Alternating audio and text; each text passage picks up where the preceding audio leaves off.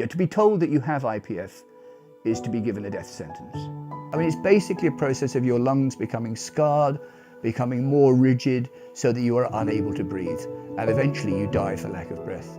The average person dies within 3 to 5 years of diagnosis, and that's actually worse than most cancers.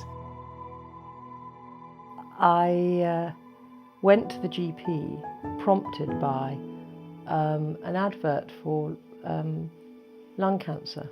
And he sent me for a chest x-ray. Chest x-ray became a CT scan.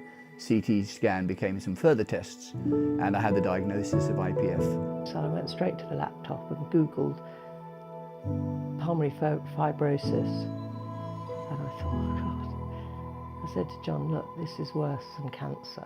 A friend of mine put it really poignantly. She lost her husband to IPF, and she said, I just wish that when people ask me what my husband died of, I didn't have to give them a 5-minute lecture to explain.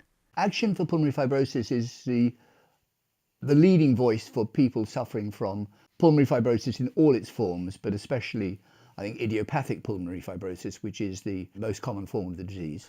Everything we do is driven by what patients want and what's the best for patients. We work to support patients with the disease, to educate health professionals and the general public, politicians, about the disease. We are funding research, including the new Mike Bray Research Fellowship, to try and find improved treatments for the disease and try to understand better the causes of the disease. Things that will improve the lives of people with the disease and their families. Action for Pulmonary Fibrosis have been so great since my dad got diagnosed.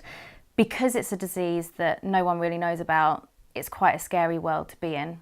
They're trying to raise the awareness as much as possible, and it's just making sure that we can try and find a cure for something that's so terrible, because at the moment there are families out there who feel completely helpless because there is no cure.